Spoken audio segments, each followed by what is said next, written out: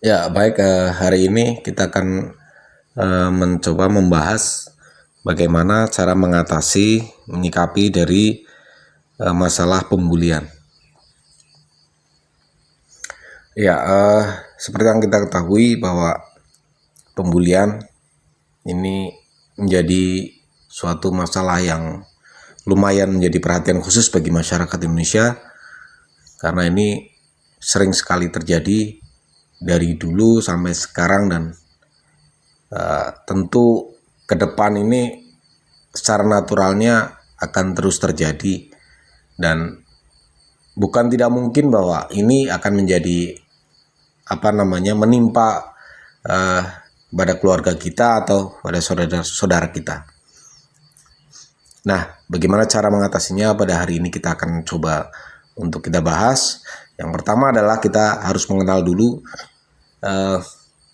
penyebab terjadinya pembulian.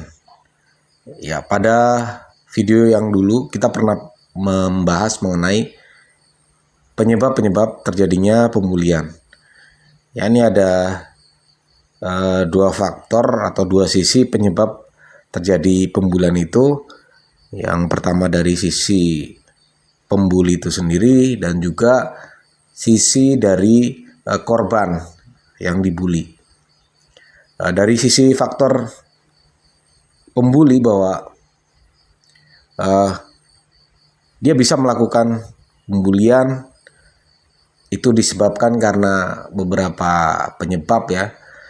Di antaranya adalah faktor culture atau kehidupan dia sehari-hari, bahwasanya dia setiap hari itu dalam kehidupannya hal-hal kekerasan, suatu tindakan yang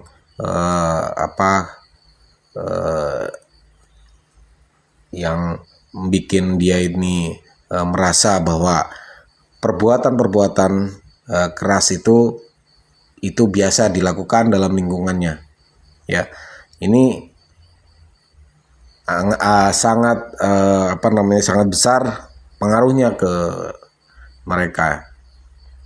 Kemudian faktor penyebab yang lain juga karena dia melihat sesuatu yang menginspirasi, baik melalui media, seperti contohnya anak-anak ini sering lihat YouTube ini mengandung kekerasan-kekerasan yang sering dia lihat tanpa dikontrol, ya. Kemudian kadang juga dia melihat bahwa dalam lingkungan keluarganya juga dia melihat sering terjadi kekerasan. Hal-hal tersebut menyebabkan dia mendapatkan inspirasi bahwa hal-hal tersebut, kekerasan, ya, kalimat-kalimat kasar, semuanya itu merupakan hal yang normal bagi dia. Gitu. Berikutnya adalah dari sisi korban atau yang dibully. Ya, selain dari faktor dari sisi pembuli, maka yang dibully ini juga punya faktor yang menyebabkan potensialnya dia untuk menjadi objek dari pembulian. Ya, di antaranya penyebabnya adalah faktor fisik dan faktor mental. Faktor fisik ini, ya, mungkin dia dalam masa pertumbuhan, secara postur dia kurang tinggi, kurang besar badannya, atau juga kadang dia juga mungkin mengalami sakit yang sering terjadi atau sakit-sakitan. Terus dia punya karakter yang lembek, ya, lemas sebagainya, susah makan dan sebagainya. Kemudian faktor mental, ya, bisa jadi pertumbuhannya bagus, badannya sudah besar, akan tetapi mungkin secara mentalnya dia ini lembek, ya, sensitif, kemudian suka mereng atau cengeng, ya. Itu juga menyebabkan dia menjadi faktor berpotensi untuk menjadi objek pembelian. Ya, bagaimana cara mengatasinya? Cara mengatasinya umumnya orang akan melakukan hal-hal proteksi terhadap anaknya apabila terjadi pembulian, yakni dengan satu, dia akan melaporkan ke pihak yang bertanggung jawab atau pihak berwajib, ya. Misalnya anak di sekolah, ya dia akan melaporkan ke pihak sekolah, ya, melaporkan, kemudian akan meminta pertanggungjawaban kepada yang membuli.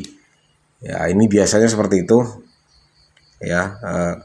Akan untuk memberikan shock terapi kepada yang membuli.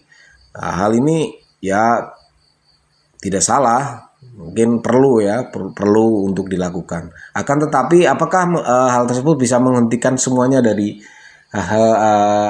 potensi pembulian terhadap anak kita? Tentu tidak, karena bisa jadi bukan hanya dia yang membuli, suatu ketika ada pihak-pihak lain, ya, yang bisa berpotensi untuk membuli dari anak kita. Nah, bagaimana cara yang efektif? Ya, saya beri contoh saja langsung, ya. Di kasus ini saya punya anak yang kecil badannya, di antara teman-temannya dia pertumbuhannya paling lambat, ya, kecil sendiri, ya. Bahkan terlihat 2 tahun lebih muda daripada teman-teman sebayanya. Gitu. Misalnya teman-temannya ini terlihat 9 tahun semuanya, anak saya ini akan terlihat seperti 7 tahun. Ya. Bagaimana cara saya menyikapinya? Yakni saya memberikan anak saya ini pembekalan dengan melatih dia bela diri. Ya, saya gembleng dia dengan melatih dia teknik-teknik bela diri. Nggak banyak juga, beberapa kali latihan, tapi hasilnya sudah sangat signifikan, ya. Dia bisa memproteksi dirinya, bahkan dia tidak pernah menjadi bahan bulian, bahkan cukup disegani sama teman-temannya kalau mau membuli, meledek ini anak saya akan sangat berpikir, ya, takut. Bahkan anak saya ini sering memproteksi, melindungi teman-temannya yang dijailin temannya, ya, atau bahkan kalau mau bully temannya, anak saya ini sering memproteksi, melindungi teman-temannya, ya, yang ukurannya lebih besar dari dia. Bahkan kalaupun yang yang meledek, yang menjaili atau yang ngakalin itu anak-anak kakak kelas, cowok sekalipun, anak saya akan bisa membela, memproteksi teman-temannya. Nah, ini akhirnya banyak teman-teman yang suka gitu, karena merasa dilindungi gitu.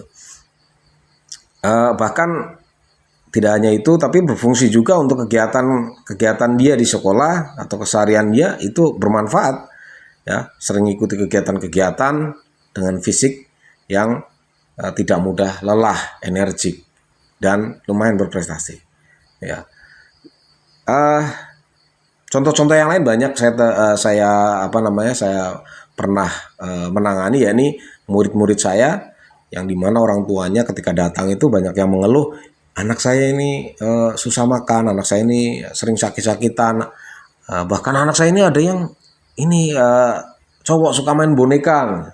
Itu biasa terjadi, keluhan-keluhan itu pada saya dari orang tua murid saya ini. Kemudian saya tangani, saya latih, dalam beberapa bulan perubahan sudah terlihat, ya.